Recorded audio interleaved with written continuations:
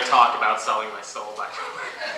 So who knew there would come a day when intelligent design would be seen as a step up from anything?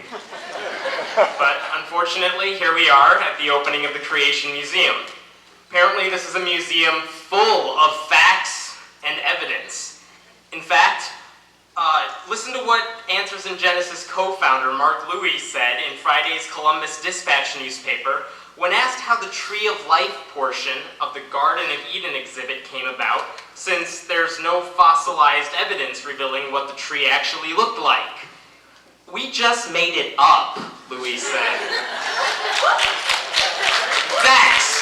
Lots and lots of facts. I'm embarrassed by this museum for a number of reasons. As a high school teacher, I'm upset that students might consider this a worthy source of information because it's a museum and it has the support of a handful of people with the letters PhD after their name. As the chair of the Secular Student Alliance, I'm shocked that a fringe religious group can claim that their worldview is a legitimate alternative to science and be taken seriously by the media that doesn't know any better. As a science advocate, I'm sad that there will be young kids lacking critical thinking skills who will be suckered into thinking that any of these exhibits actually reflect current scientific thought. As a person who appreciates honesty, I'm distressed that museum visitors are essentially being told that scientists who talk about fossils that are millions of years old and biologists who write peer-reviewed papers in support of Darwinian evolution, they're lying to you. As an Indian American person, I'm shocked to find out that according to the museum, my people didn't even exist 6,000 years ago.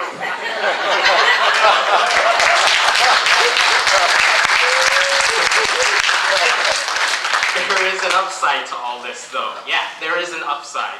We can use this museum to our advantage.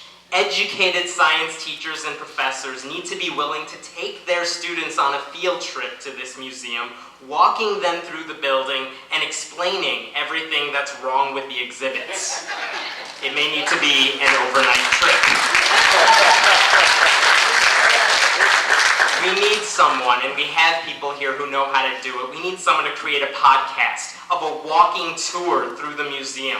This way people can download the MP3 for free before coming to the museum, and they can listen to proper scientific responses to the garbage that they're going to see. Let's create a handout for students so that if they have to come to the museum against their will, they have a list of scientific facts in front of them and a list of difficult questions to ask their tour guides. As the headline from a Scientific American blog posting noted, the one piece of accurate information that you do learn from a trip to this museum is that creationists have lots of cash. But that's pretty much where the justifiable information stops. We know this is bad science, but it's even worse religion. I hope that Christian pastors like Reverend Mendel Adams and Christian leaders across the country will help us in denouncing this museum to their congregations.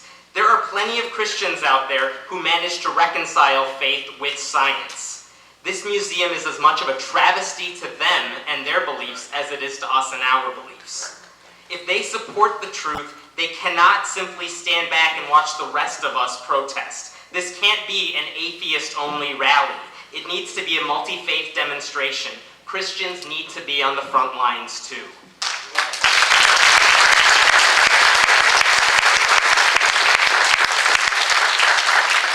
We're all here because we support scientific truth, and we know that young people would be in awe of science if they only had a proper understanding of it.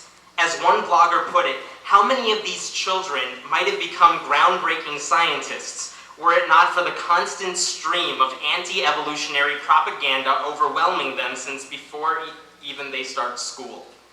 This museum takes childlike curiosity about the world and rips it apart by telling children and uneducated adults lies about how the earth and our bodies came to be. If we care at all about the future, we can't let this museum get away with calling itself an educational institution. Let's get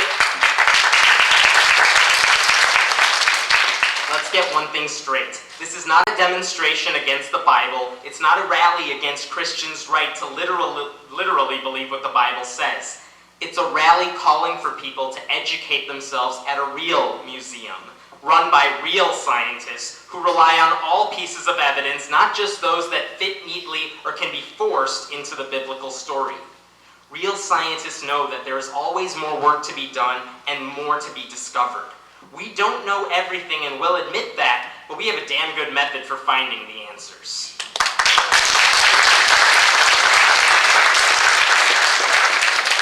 I dare you to show me one place in the Creation Museum where there's an unanswered question. These people pride themselves on the idea that the book of Genesis tells them everything they ever needed to know about creation. That will be their ultimate downfall if we could shed light on it. But unless we have scientists, bloggers, Christians, students, and teachers explaining exactly why this museum has nothing to do with science and everything to do with the whims of a few fundamentalist religious people, there is no way we will overcome this mess. Let this museum be a wake-up call to educators everywhere that we need to do a better job of teaching and explaining science. If we are spurred to do that, maybe this museum won't be a complete waste of money. And won't it be an amazing day when we can tell students to check out the Creation Museum because their final exam will include an essay question where they have to discuss all the mistakes they found in the science.